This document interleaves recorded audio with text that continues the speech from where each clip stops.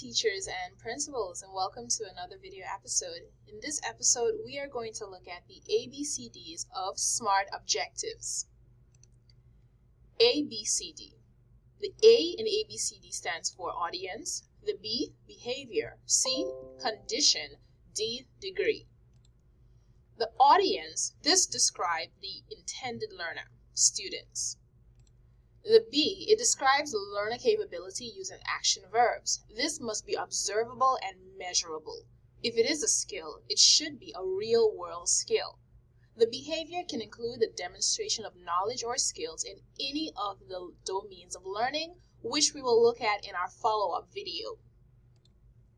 Some examples of verbs that can be used when you are creating your objectives are analyze, demonstrate, illustrate, participate, specify, cite, describe, interpret, perform, summarize, just to list a few. When you are writing behavior objectives, you'll notice that there are two types of behaviors, the overt behavior versus covert behaviors. And now we're going to look at what these two behaviors are all about. The overt behaviors refers to any kind of behavior that can be observed directly, whether that performance be visible or audible. They can be observed by the ear or eye. Examples of overt behaviors are: students should be able to write a report. Number 2, should be able to describe the steps. You can see as well as hear the actions taking place. Covert behaviors, on the other hand, they are the opposite of overt behaviors. Covert behaviors refer to a performance that cannot be observed directly, a performance that is mental, invisible, cognitive, or internal. Whenever the performance stated in an objective is covert, you must add an indicator behavior to the objective. Now, what am I talking about when I say an indicator behavior?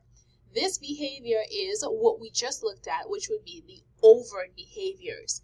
And some examples are be able to add numbers. Now, adding is an internal process, right? In order for you to determine whether or not the behavior has taken place, the indicator behavior is where that will take place. Write the solution. So when the students add numbers, for those that will do it mentally, you will know that the objective or the behavior has taken place when the students write the solutions. And then you have identify. Okay, if you ask the student to identify, how will you know that they are actually identifying? It will be by them doing it orally or in written form. Now we look at the condition. We've looked at the A, we've looked at the B, now we're going to look at the C, the condition. Under what conditions, what tools, aids, or reference materials can the learner use? Examples are: given a problem of the following type, given a list of words, if it's spellings, if it is a list of questions, you outline that in your objective. Given any reference of the learner's choice. When reading is taking place, the students can select their stories, the book that they're going to utilize, and that is where the third example it comes in. Then we have the D, the degree. This states the standard for acceptable performance. Your objectives can be accomplished whether it is by the time, how long the students took to complete the assigned task, whether it is mathematics that they're doing. You give them a few questions. How long did it take to complete the questions? Accuracy, how well they perform. How many questions did they get correct? Proportion and quality, how well they're able. If it is a science experiment that they're doing, how well are they able to carry out the experiment? And that would be some examples of the degree.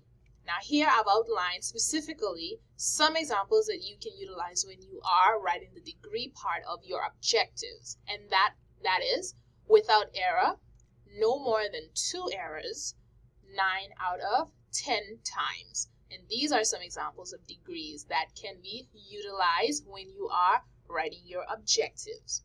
And of course, we will look more deeper as it relates to the domains of learning in our next video.